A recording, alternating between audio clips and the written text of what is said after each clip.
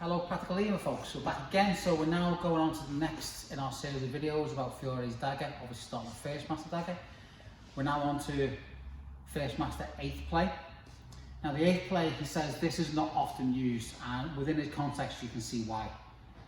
But what he's talking about is, same context again, we're looking at it from the attacker's point of view. So if we want to start with the same attack, so the attacker's coming in strong and hard and heavy and determined, trying to shove this spike right through my head, neck, whatever. And Fiore talks about deflecting or slapping the dagger aside rather than stopping and doing like a block. Now, why would this happen? There's lots of reasons why it would happen. What we're talking about is, in the first scenario, context is the same, attack is the same. I've seen it a bit late, or a little bit panicked and not quite done things as I would like. So, the attack comes in, I'll do nothing at first, attack comes in, really hard and heavy, I do nothing. Gets that. Attack comes in, oh, I've slapped it to one side. I've not stopped him yet, I've not done anything to him yet. I've just got to one side, at least it keeps me safe. It's a defence, as Fiore mentions. It's not ideal, that's why he says seldom used. In this context it will be seldom used. But you can use it. And what he says is that you can still get a hit to the ribs or the belly or something like that. Now what you can see is that if I get this in, it's still a bit of a panic move, but I've gone to one side. Now, angle stops there, I'll just come back over here a bit. I've gone to one side, I'm now on the outside, this is open, and where I would be, I can then very easily get a punch in, and I've still got this hand to control. Bang, as I'm going that way, I might just want to get out. Slap, so I might just want to, again, it's just scenarios, remember. Comes in, oh, I'm going to punch as I'm off. Now, the punch, before we move on, there's ways of training this. Don't train this by like smacking you in the belly, you're going to end up breaking ribs and stuff. The punch itself, like a lot of punches, I'd always recommend doing a little bit of boxing training just to learn how to punch things and the body mechanics behind it. I'm not punching just with the hands because it won't work. If we go to a bag, so if we turn around, we go sort of there. We've got bags here, okay. As it comes in, I've knocked it aside.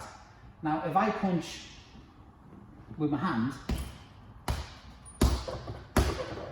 not a lot of power, and I've not moved. And remember, I've said we're still moving, we don't stand still.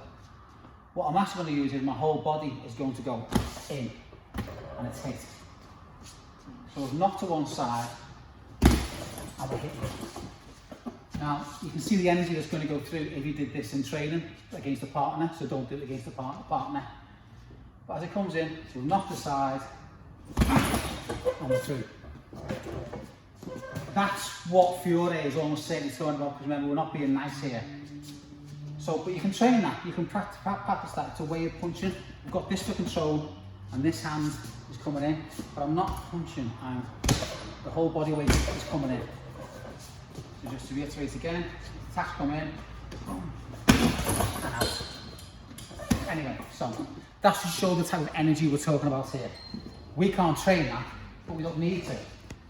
What we're going to do is you're going to shove the partner a little bit, and what you find is the more intense they are, the lighter shove you need to make them fall. So the way of training it is the attack comes in, and I'm just a little shove, okay? And again.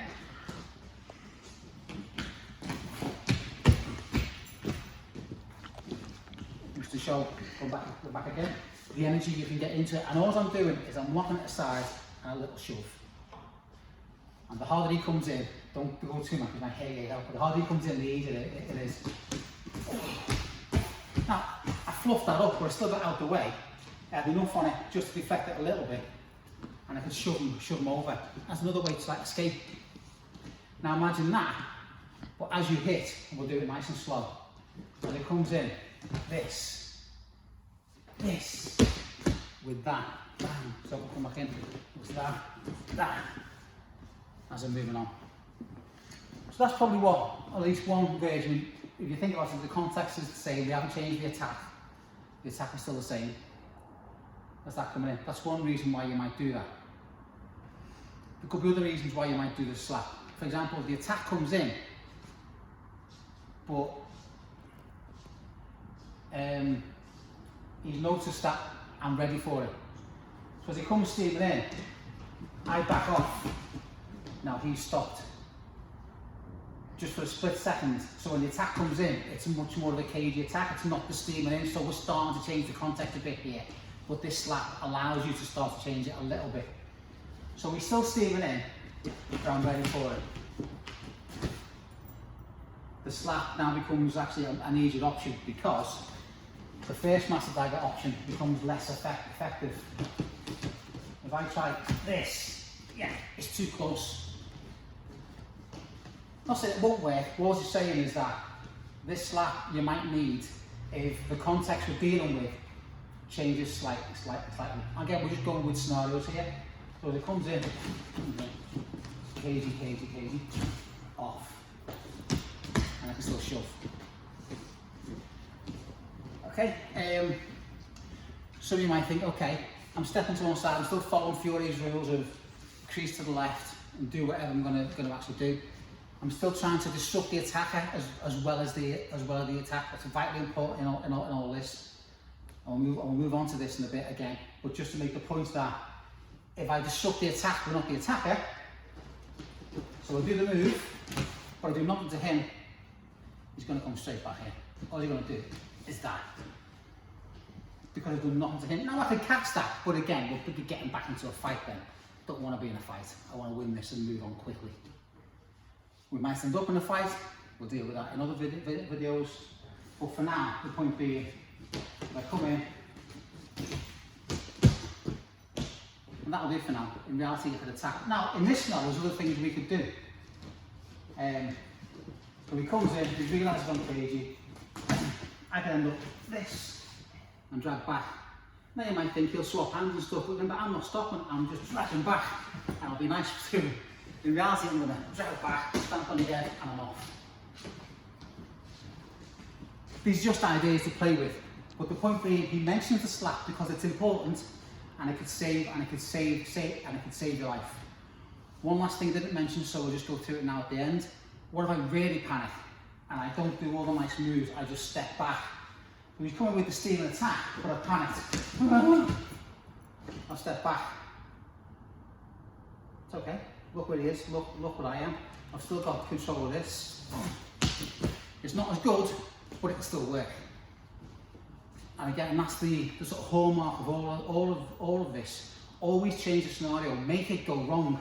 It's coming, I've not done anything right, I've done everything totally wrong. That's okay. I can do the shove, or I can do this. There's always options. There's better options, there's worse options, but there's always options. So, that's first master dagger, 8th play. Play with it, show us what you come up with. Thank you.